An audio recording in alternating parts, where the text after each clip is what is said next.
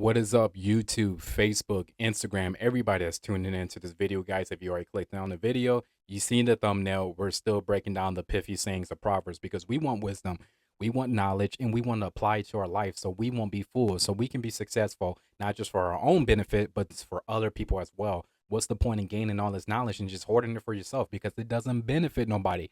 Solomon has some great wisdom, and what did he do?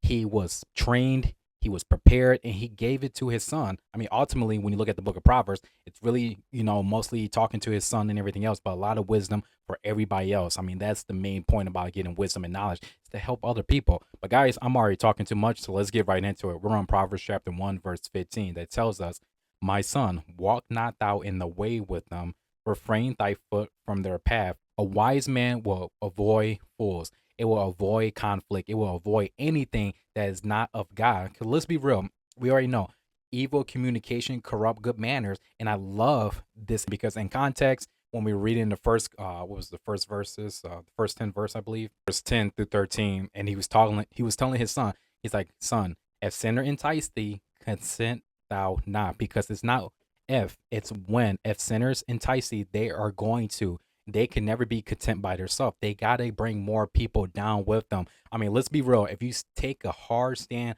on anything biblical, anything in the Bible, people will push you away. The world hates the truth. The world hates wisdom. The world hates what God has to say. And that's why you have to be separated people. And this verse right here in Proverbs, it's really hitting on that nail right now. It's the fact that it's, "My son, walk not thou in the way with them, refrain thy foot from their path." You got to separate yourself. Don't walk in the way with them. It might seem like they're having the best time of their life. They're enjoying themselves. They're going out, clubbing, partying, whatever, sleeping around, doing all this, sinning against God. And it seems like they have all the joy in the world. But deep down, they're heading to destruction. Their life might be sorrowful. They might be going through some hard stuff, divorce, losing their family. Their bodies are being teared up from the inside. I mean, all jokes aside, when you look at all the people that go out partying all the time, but when you look at somebody that has a consistent behavior of constantly drinking, tearing up their body, smoking, doing whatever, hard drugs and all that other stuff, and it's like they're not really finding enjoyment. They're trying to fill that void.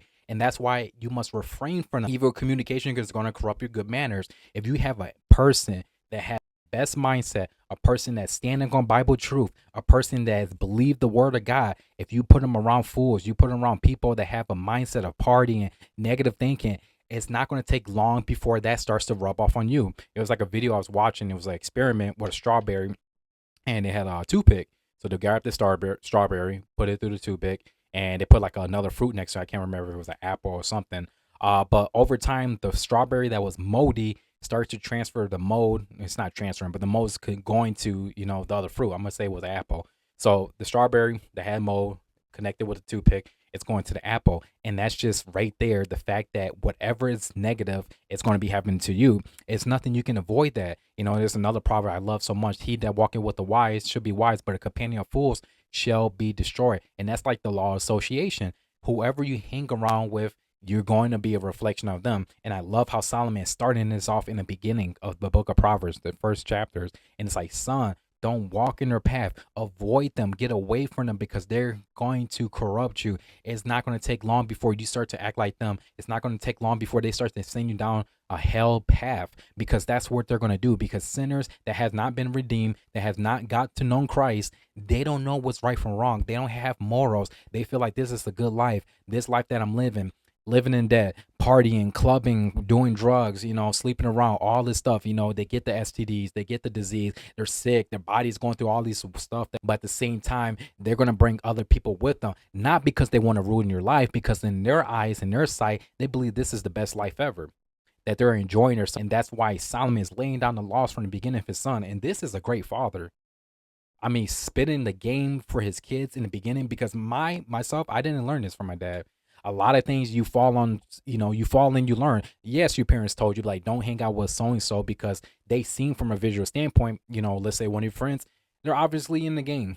They're obviously coming from a bad home. Your parents helped you avoid a lot of that stuff, and thank God for that godly wisdom. But some things your parents didn't tell you about, but Solomon is laying down the law. This is to get his son ready to be king. This is to get his son ready to not fall for temptation, not to fall for anything like drugs, money, like prostitution, all that stuff, to protect his assets and to protect his family name as well. Because, there's nothing worse than not training your kids and they're tarnishing your family's name. You gave them that last name and you didn't give them instructions whether you want your name to be torn up or not. But that's a whole different story. But guys, like I said, I'm talking too much already. But this is just the breakdown of this proverb. I love that wisdom. Don't even walk in the way towards them, because we already know corrupt communication is going to corrupt your good manners, guys.